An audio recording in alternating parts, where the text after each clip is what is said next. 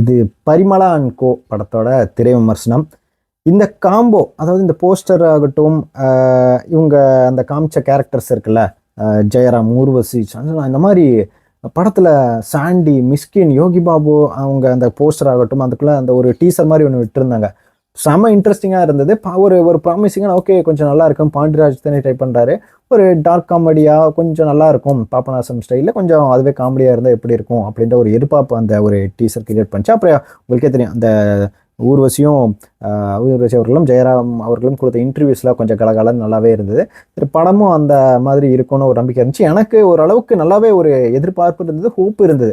இந்த படம் நல்லா இல்லாமல் போகிறதுக்கான வாய்ப்புகள் மிக குறைவு அப்படின்ற மாதிரி எனக்கு ஃபீல் ஆச்சு. ஏன்னா இவ்வளோ ஆர்டிஸ்ட்டு, எல்லாமே ப்ராமிசிங்கான ஆர்டிஸ்ட்டு, இவங்களை வச்சு ஓரளவுக்காவது நல்லா அட்லீஸ்ட் மினிமமாக ஒன்று பண்ணியிருந்தா கூட நல்ல ஒரு அட்லீஸ்ட் ஒரு காமெடி டார்க் அந்த மாதிரி இருந்திருக்கும் அப்படின்னு எதிர்பார்த்தேன்.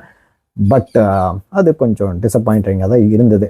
ஓகே, படத்தில் உங்கள் ஃபேமிலியாக இருக்காங்க, உங்களுக்கே தெரியும். ஃபேமிலிக்கே ஒருத்தன் வந்து டிஃபன் டார்ச்சர் கொடுத்துக்கிட்டே இருக்கான். சாண்டி அந்த ஏரியா ரவுடி மாதிரி. அந்த ரெண்டாவது பொண்ணு இருக்குல்ல, அனந்திகா, அவங்களுக்கு வந்து டார்ச்சர் கொடுத்துட்டு, லவ் டார்ச்சர் கொடுத்துட்டே இருக்காரு. இதனால ஃபேமிலி இல்லாமல் காண்டாகிறாங்க. ஊரில் எல்லாம் ஒரு மாதிரி பேசுகிறாங்க, பார்க்குறாங்க, ஒரு மாதிரி ரொம்ப அப்யூசிவாக பண்ணுறான்ற மாதிரி ஒரு நிலைமைக்கு போகுது. ஒரு கட்டத்தில் ஜெயம் அவர்கள் நாம் இருக்கணும்னா அவனை போட்டு தள்ளனா தான் ஆகும்னு எதிர்பார்த்துட்டு அடுத்த நாள் பார்த்தா அவன் செத்து கிடக்குறான். அதில் என்னன்னா யார் போட்டு தள்ளாங்கன்னு இவங்களுக்குள்ள தெரில. இவங்கள வந்து ஒருத்தவங்க வந்து கேட்டுக்கிட்டே இருக்காங்க, யார் நீங்கள் போட்டு நான் இல்லை, நீ இல்லைன்னு இவங்களுக்குள்ளேயே அடிச்சுக்கிட்டு இருக்காங்க. இதை தாண்டி இதை கண்டுபிடிக்கிறதுக்காக மிஷ்கின் உள்ளே இறங்குறாரு.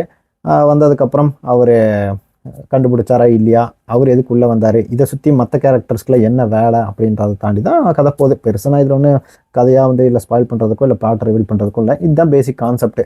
சரி, இதில் எனக்கு தெரிஞ்சு நிறைய காமெடிக்கான ஒரு ஸ்கோப் இருக்கும். முக்கியமாக நிறைய இடம் வந்து நல்லாவே காமெடி ஒர்க் அவுட் ஆச்சு. முக்கியமாக இந்த திருஷ்யம் படத்தை வச்சு அந்த ஓடிடி சப்ஸ்கிரிப்ஷனை ஒரு 300 ரூபா செலவு பண்ணுற அந்த ஒரு விஷயமாகட்டும், அப்பப்போ இந்த ஹவுஸ் ஓனர் வச்சு ஒரு சில காமெடிகள், அவர் அங்கே தான் வந்து ஒரு 2-3 நாள் கால் சீட்டில் வச்சு எல்லா ஷூட்டிங் எடுத்த மாதிரி, இந்த வீட்டில் மேலேயும் கீழேயும் வச்சு எடுத்த மாதிரி ஃபீல் ஆச்சு. பட் அகெயின் அந்தந்த ஒவ்வொரு இடத்துல கொஞ்சம் அந்த டயலாக்ஸ், அந்த காமெடி நல்லா இருந்தது. அதை தாண்டி ஊர்வசியோட அவங்களோட பங்கு முக்கியமாக சொல்லணும்னா அவங்களுக்கான ரோலே இதுதான் சொல்லலாம். நிறைய இடத்துல அவங்க கொடுக்குற கவுண்டர்ஸ் ஆகட்டும், செகண்ட் ஹாஃபில் அதை தாண்டி மிஷ்கின் வீட்டுக்கு வருவார். எனக்கு ரொம்ப பிடிச்சிச்சு இந்த மிஷ்கின் வீட்டுக்கு ஒரு என்கேருக்கு வருவார்.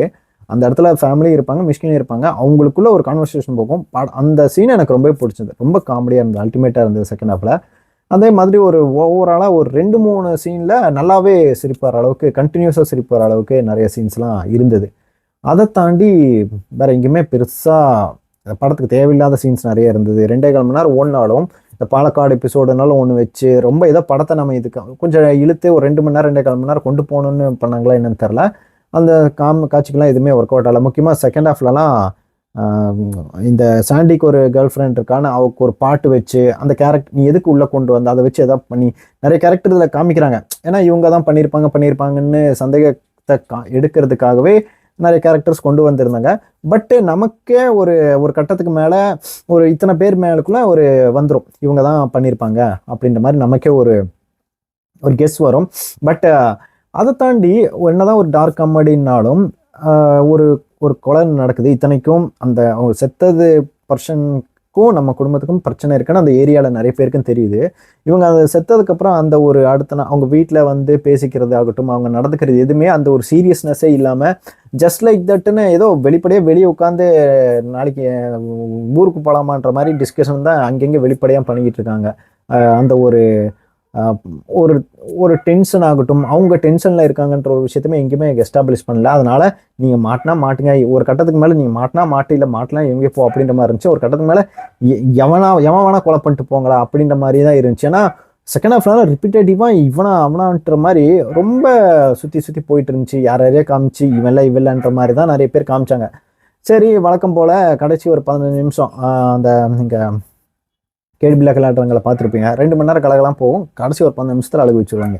அது நல்லா இருந்துச்சு அந்த படத்துக்கு. பட் இதுலேயும் அதே மாதிரி கடைசி ஒரு 15 நிமிஷம் நான் ஒன்றத்தை கொண்டு வந்து இந்த கவர்மெண்ட்டில் ஆடுலாம் போடுவாங்களா போதை மருந்துக்காக, அந்த மாதிரி ஒன்று பண்ணுறேன்னு கடைசி ஒரு 15 நிமிஷம் எமோஷனலாக ஒன்று ட்ரை பண்ணியிருந்தாங்க. பட் நம்ம அது என்ன ஏதுன்னு நம்ம அது ஃபீல் பண்ணுறதுக்குள்ளேயே படத்தை முடித்து அனுப்பிடுறாங்கன்ற மாதிரி தான் இருந்தது. இதில் ஜெயராம் அவர்கள் வந்து அதான் ஐஏஎஸ் ஐபிஎஸ் அவங்களுக்கு வந்து ட்ரைனிங் கொடுக்குறேன்ற மாதிரிலாம் இருந்தது. அந்த மாதிரி ஒரு கேரக்டரை வந்து பின்னாடி ஏதோ ரிவீல் பண்ணுறாங்க. பட் அகைன் அந்த மாதிரி அதில் எந்த ஒரு யூஸும் இல்லாத மாதிரி தான் நிறைய இடத்துல ஃபீல் ஆச்சு.